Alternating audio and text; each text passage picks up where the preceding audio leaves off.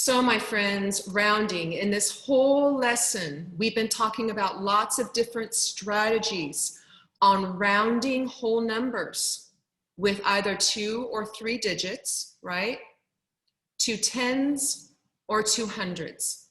And we've been talking about lots of different strategies. We've been talking about the strategy I gave you on the pictorial, right? This one here, where we were talking about finding the place. I'm reading right up here. You're looking next door. If it's 5 or bigger, you add 1 more. If it's 4 or less, you let it rest. It stays the same. Lots of different examples on how to do that. Again, on my website. It will always be there, okay?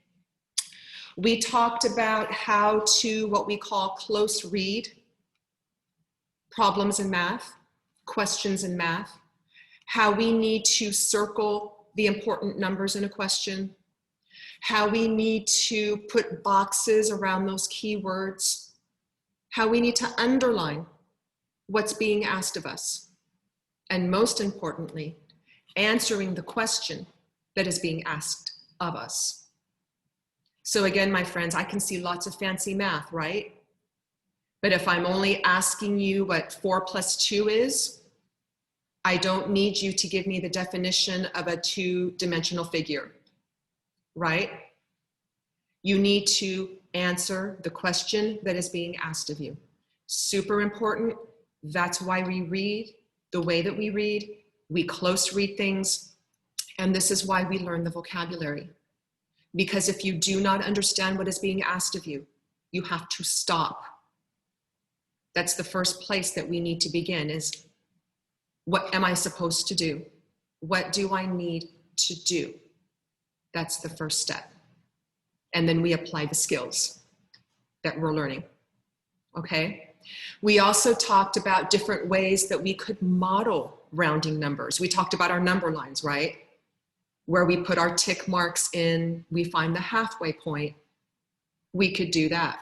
We talked about making a hill, right? Where we draw the hill, put numbers on each end, find the halfway point.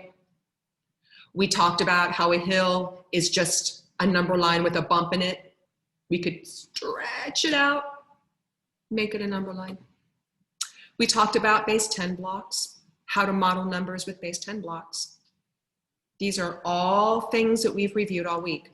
Now, you are going to see that in this lesson, in lesson 4, what we call refining, okay?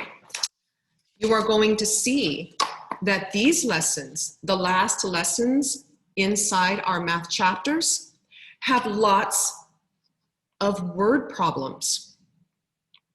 Word problems, right? The beginning of the chapter, we were learning some skills. What is rounding? Reviewing what place and place value and what all that meant. But now we get to apply those skills with real world problems. All right, this is what this is about today. And we're going to review a couple of these together. We're going to talk about it. So what I'm going to do is I'm going to share my screen so that you can see on the screen what you're looking at in your book. All right?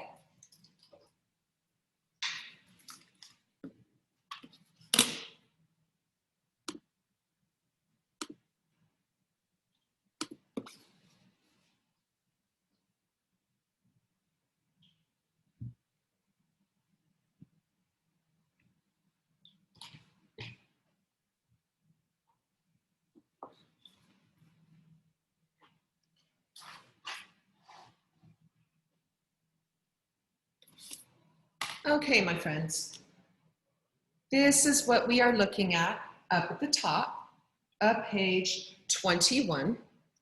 And you can go ahead and read along with me. This is where I'm at. What is 362 rounded to the nearest 10? You could show work by using base 10 blocks. And if you're looking up at the screen or in your book, that's exactly what you're going to see.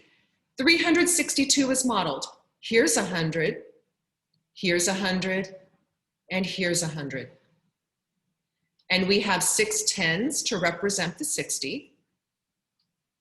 And then we have those 2 ones to represent the 2.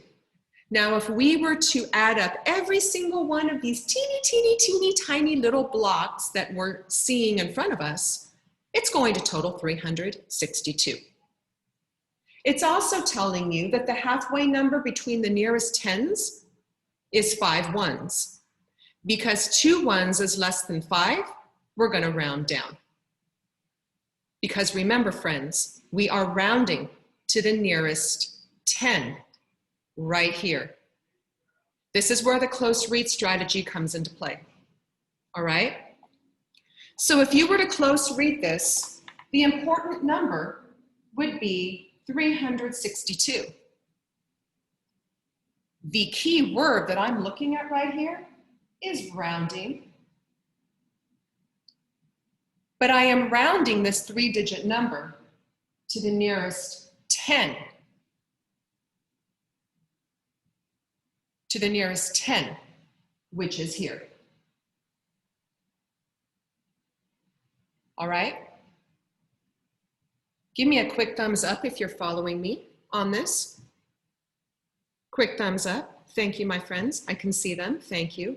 Very, very important that you read the question. So again, my friends, if you were rushing through a quiz or a test and you saw this number, it's very, very easy for many students to just see this 3-digit number and say, oh, we're dealing with hundreds right now. Not necessarily. That may not be the question that I ask of you. This particular question, it wanted you to round to the nearest 10, not the nearest 100. So again, my friends, please read the questions carefully. This session today is going to give you practice in doing that. All right, take a look at question 1 on page 21. It is, what is 879 rounded to the nearest 100? Show your work. Very, very important, my friends.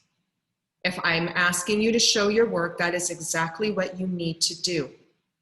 You need to show me what you know, not just the solution, but how you got there. So again, if I'm going to be close reading this problem, 879 is the number that I'm dealing with. I'm knowing now that I'm rounding, and I am rounding to the nearest 100. So what I could do is I could do like the bell, right? Where I could do this, and I could say I'm rounding to the nearest 100. So 879 is between 800 and 900. All right? The halfway point is going to be 850. That's the top of my bell curve, right? So 879, if I was counting by ones, if I was counting by tens, is probably going to fall somewhere like in here. 879. I can clearly see that 879 is closer to 900 than it is to 800. I can see that very clearly when I draw it out. Now, could you take this bell curve and just stretch it and make it a number line instead with your tick marks, for example? You definitely could. You definitely could. Could you get base 10 blocks out and model as the example did up here? You definitely could. Could you draw the base 10 blocks as we have in previous lessons? You definitely could. Give me a quick thumbs up if you're with me. So far, so good? Excellent. Excellent. Please turn to page 22. Page 22. Page 22. There you go.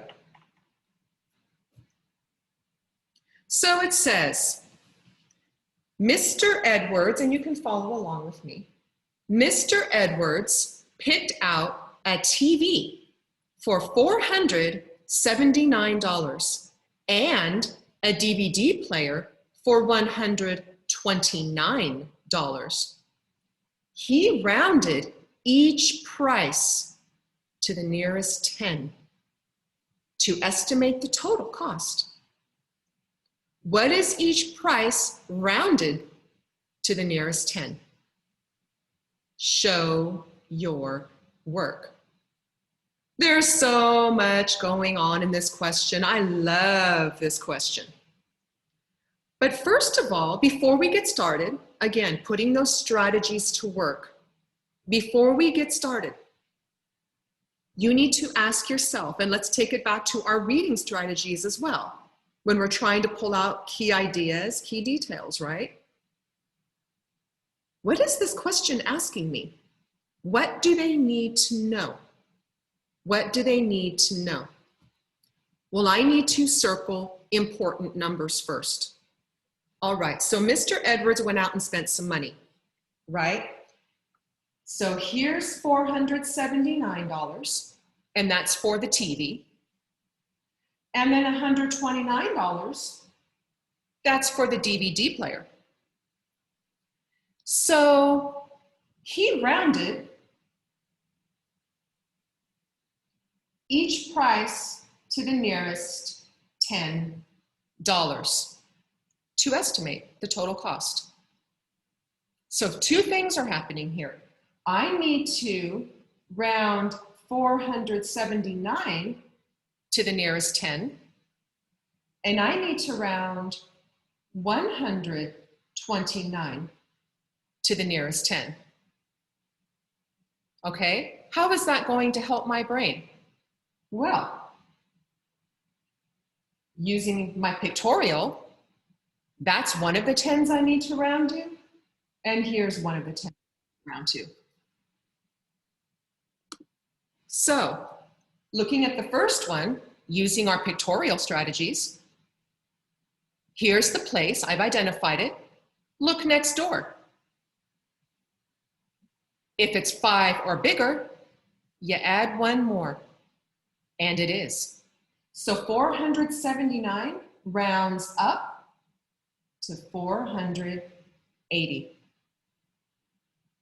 Let's take the DVD.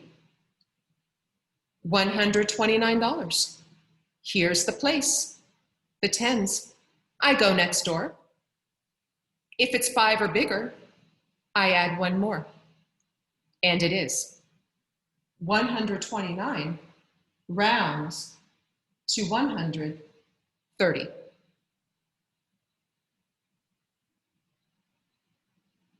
So, my friends, a question I generally get each year is, Miss D, why do we do this? Why do we round? Because it's much easier to estimate and work with base 10 numbers. 80, base 10, 30, base 10. Those become much easier to add. Again, thumbs up if you're seeing that. Excellent, my friends. Excellent.